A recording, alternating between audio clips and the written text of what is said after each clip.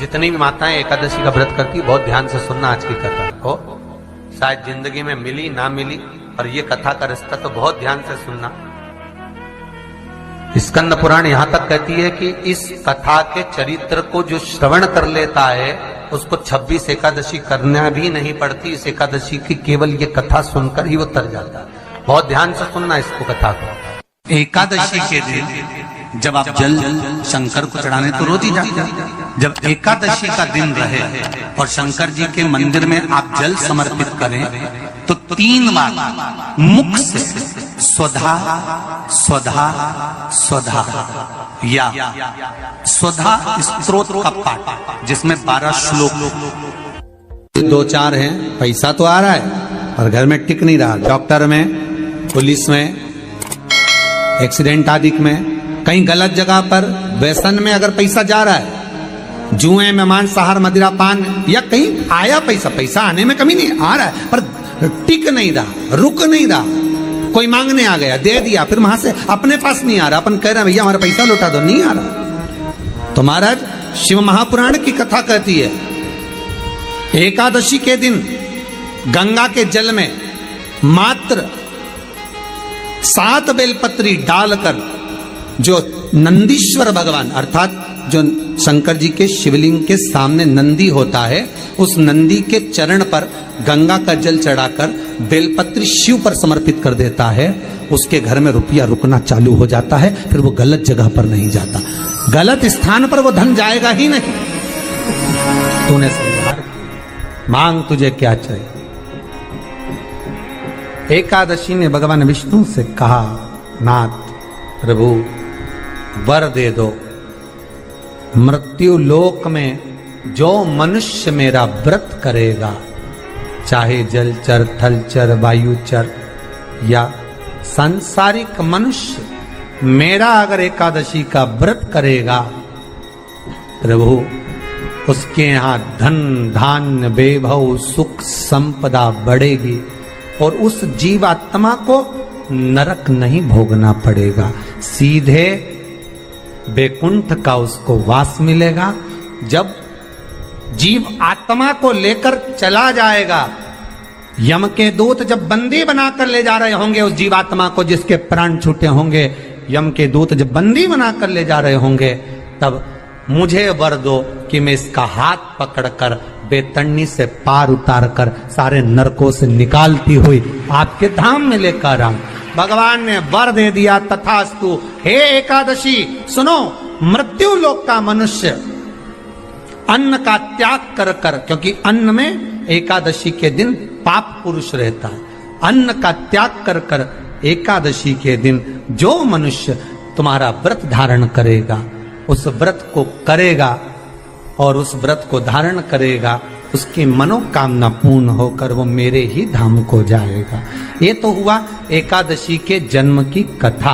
एकादशी के दिन गंगा के जल में मात्र 7 बेलपत्री डालकर जो नंदीश्वर भगवान अर्थात जो शंकर जी के शिवलिंग के सामने नंदी होता है, उस नंदी के चरण पर गंगा का जल चढ़ाकर बेलपत्री शिव पर समर्पित कर देता है, उसके घर में रुपया रुकना चालू हो जाता है। फिर वो गलत जगह पर नहीं जाता, गलत स्थान पर वो धन जाएगा ही नहीं। बेटा अगर व्यसन में पड़ा हुआ है, मदिरा पान में पड़ा हुआ है, मांसाहार में, जुए आदि में जा रहा है, तुम्हें लग रहा है कि मेरा बेटा गलत मार्ग पर जा रहा है, ये मित्र दोस्ती गलत हो रही है, वो सही जगह पर आ जाए। करना है एकादशी।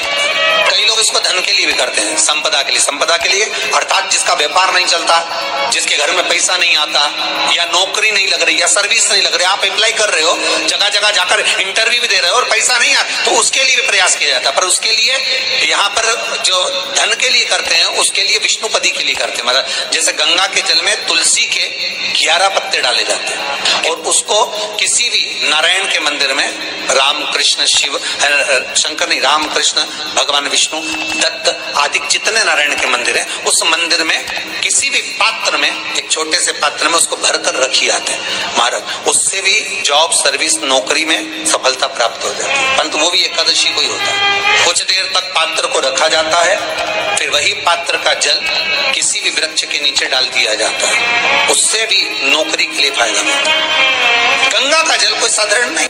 दशमी, एकादशी और द्वादशी, इन 3 तिथियों पर एक रोटी में थोड़ा सा मीठा रखकर सोमक पितृ का नाम लेकर यदि गाय को खिला दिया जाता है, तो अगर कोई पूर्वज प्रेत योनि में भी पड़ा हुआ होता है, भटक रहा होता है, जिसको पिंड नहीं मिला, जो अचानक मर गया होता है, अधोगति में चले गया होता है, उस जीव की मुक्ति दशमी, एकादशी और द्वादशी, 3 दिन सोमक पितृ का नाम लेकर रोटी में, पूरी में मीठा रखकर अगर गाय को खिला दिया जाता है ये 3 दिन तक, तो वो पितृ कभी भटकते नहीं है, उनको मुक्ति प्राप्त हो जाती है मोक्ष में।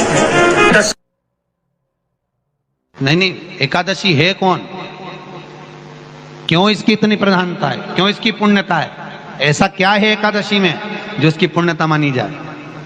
कौन है ये जो भगवान नारायण तक एकादशी का व्रत करते हैं? सुभद्रा जी को भगवान जगन्नाथ ने, जगदीश ने एकादशी का व्रत कराया था। बद्रीनारायण भगवान को माता लक्ष्मी ने एकादशी का व्रत कराया था। क्यों? चंद्रायण में एकादशी व्रत की माता। एकादशी है कौन? तो कहा जिसको व्रत करने पर भगवान नारायण भी जिसका व्रत करते हो, भगवान माता लक्ष्मी जिसका व्रत करती हो, वो एकादशी है कौन? तो शास्त्र वर्णन करता है महाराज, स्कंद पुराण का सुंदर चातुर्मास्य खंड के अंतर्गत वर्णन आया है महाराज। एक बार भगवान विष्णु आनंद में विराजमान थे, पद्मावती और माता लक्ष्मी दोनों उनके पास में विराजी हुई थी। भगवान लक्ष्मी और पद्मावती दोनों बैठी, एक सिर के पास, एक चरण के पास। कुछ समय बाद वहीं पर ब्रह्मदेव का आगमन हुआ और ब्रह्मा जी आगमन पाकर भगवान नारायण पद्मावती से लगकर उठे और उठकर लक्ष्मी की ओर झुके। झुकने पर इन तीनों के समागम से भगवान नारायण के हृदय चित्त से एक कन्या प्रकट हो गई। उस कन्या का नाम एका था। क्या नाम था? एका। अब 10 उसके गुण इतने प्रबल थे, वो 10 गुण उसके बड़े प्रबल थे कि वो एका जिसको निहारती थी उसको संपदावान बना देती थी, जिसको देख लेती थी उसके जीवन में वो आनंद की अनुभूतियां करा देती थी। एका जिस मार्ग से जाती थी उस मार्ग के द्वार खोल देती थी। एका का पुण्य इतना पुण्य प्रखर। पद्मावती और लक्ष्मी ने कहा महाराज ये बेटी आपके द्वारा निर्मित हुई है, इसका कन्यादान करना चाहिए। हमारे यहाँ हिंदू धर्म में रीति है, जिस दिन कन्यादान करा जाता है उस दिन व्रत रखा जाता है। अब आजकल रखते कि नहीं रखते हो मालूम नहीं, और कन्यादान करते समय व्रत रखा जाता है। व्रत रखा। श्री शिवाय नमः। एकादशी के दिन कभी कभी तुम बद्रीनाथ चले जाओ, एकादशी के दिन तुम द्वारका चले जाओ, एकादशी के दिन तुम तिरुपति चले जाओ, एकादशी के दिन तुम जगन्नाथ चले जाओ, एकादशी के दिन तुम्हारी मर्जी पड़े भगवान के किसी धाम में चले जाओ और भगवान को भोग लगाओ और उनकी थाली को झांक कर देखना, उसमें चावल जरूर मिलेगा। उसमें ऐसा नहीं है कि चावल नहीं मिलेगा। बद्री नारायण में भगवान को चावल का भोग लगा हुआ मिलेगा, द्वारका में चावल का भोग लगा हुआ मिलेगा, आपको जगन्नाथ में चावल का भोग लगा हुआ मिलेगा, तिरुपति में मिलेगा, द्वारकाधीश में मिलेगा, नाथद्वारा में मिलेगा, सांवरिया सेठ में मिलेगा, काकरोली जी में मिलेगा। आप जहां जाओगे वहां पर एकादशी के दिन भगवान को चावल आएगा, क्योंकि भगवान के लिए परहेज नहीं है।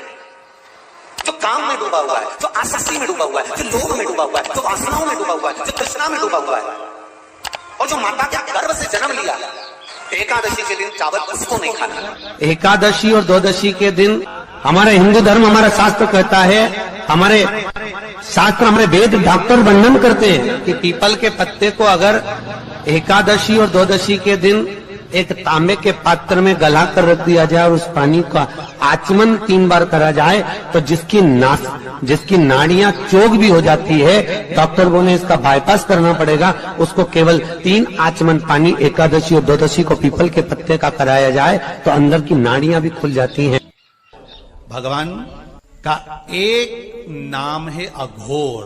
ब्रह्मा जी को दर्शन दिया, अघोर मतलब सिद्ध नाम। और बहुत ध्यान से सुनना भाई, बहुत प्रयास कर लिया आपने, कामना सिद्ध नहीं हो रही। 1 लोटा जल, एक जल का पात्र लीजिए, उस जल के पात्र को लेकर उसमें थोड़ा सा लाल चंदन डालकर बेलपत्री के वृक्ष के नीचे और देवादिदेव महादेव को चढ़ाना प्रारंभ कर दीजिए। उसके बाद में एक लोटा जल स्वच्छ फिर शिव जी को श्री शिवाय नमस्तुभ्यं हम बोलकर आपकी कामना कहकर भगवान शिव पर अघोरेश्वर महादेव का नाम लेकर आप चढ़ाना प्रारंभ करिए।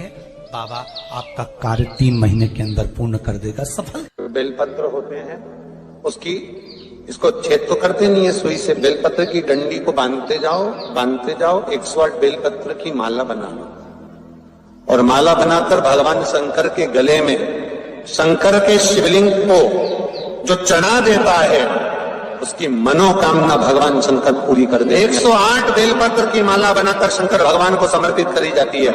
माता लक्ष्मी ने भगवान विष्णु को पाने के लिए तुलसी की माला बनाकर समर्पित करी थी, जैसे सती ने शिव को पाने के लिए, कामना को पूर्ण करने के लिए। शास्त्र कहता है घर के बुजुर्गों को, घर के बड़ों को, जेठ जेठानी हो, सास ससुर हो, घर में जो तुम्हारी उम्र से बड़ा हो, उसको आज पीला फूल या पीली चने की दाल या पीला वस्त्र, कुछ भी पीली सामग्री आज घर के बड़ों को देना चाहिए।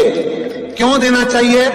तो शिव महापुराण की कथा कहती है कि जो शुक्ल पक्षी की एकादशी के दिन पीली वस्तु का दान दे देता है, घर के किसी ब्राह्मण को देने नहीं जाना, किसी मंदिर में देने नहीं जाना, आपके ही घर में, आपके ही घर के बड़ों को कोई भी पीली चीज का दान कर सकते। फूल हो, मिठाई हो, कोई अनाज हो, कोई वस्त्र हो, पीली वस्तु का दान दे दे। क्यों होगा? क्या होगा उससे?